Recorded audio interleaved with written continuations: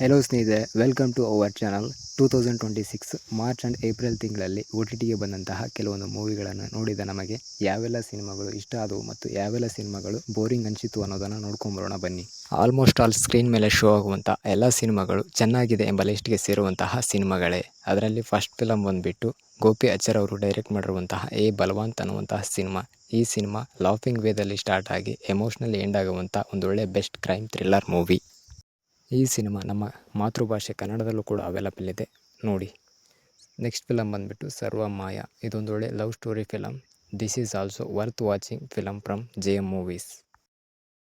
Next film ಬಂದುಬಿಟ್ಟು ನಮ್ಮ ಕನ್ನಡ ಭಾಷೆಯ ಹುಟ್ಟುಹಬ್ಬದ ಶುಭಾಶಯಗಳು ಎನ್ನುವಂಥ ಮೂವಿ. ದಿಗಂತ್ ಅವರು ಮೇನ್ ಲೀಡಾಗಿ ಕಾಣಿಸ್ಕೊಂಡಂತಹ ಈ ಸಿನಿಮಾ ಒಂದೊಳ್ಳೆ ಬೆಸ್ಟ್ ಕ್ರೈಮ್ ಥ್ರಿಲ್ಲರ್ ಮೂವಿ ಅಂತಲೇ ಹೇಳ್ಬೋದು. ನೆಕ್ಸ್ಟ್ ಫಿಲಮ್ ಬಂದುಬಿಟ್ಟು ಅರ್ಜುನ್ ಸರ್ಜಾ ಅವರು ಡೈರೆಕ್ಟ್ ಮಾಡಿರುವಂತಹ ಸೀತಾಪಯಣ. ಇದೊಂದೊಳ್ಳೆ ಜರ್ನಿ ಸ್ಟೋರಿ. ಈ ಜರ್ನಿಯಲ್ಲಿ ಯಾವೆಲ್ಲ ಕಥೆಗಳು ಬರ್ತವೆ, ಆ ಎಲ್ಲ ಕಥೆಗಳಿಗೂ ಯಾವ ರೀತಿ ಹ್ಯಾಪಿ ಎಂಡಿಂಗ್ನಲ್ಲಿ ಎಂಡ್ ಮಾಡ್ತಾರೆ ಅನ್ನೋದೇ ಈ ಸಿನಿಮಾದ ಒನ್ಲೈನ್ ಸ್ಟೋರಿ. ಇದೊಂದು ಬೆಸ್ಟ್ ಫ್ಯಾಮಿಲಿ ಎಂಟರ್ಟೈನ್ಮೆಂಟ್ ಸಿನಿಮಾ ಅಂತಲೇ ಹೇಳ್ಬೋದು. ನೆಕ್ಸ್ಟ್ ಫಿಲಮ್ ಬಂದುಬಿಟ್ಟು ಸಂಪ್ರದಾಯಿನಿ ಸುಪ್ಪಿನಿ ಸುಧೋಪೋಯಿನಿ ಎನ್ನುವಂತಹ ಸಿನಿಮಾ. ಇದು crime and drama oriented film.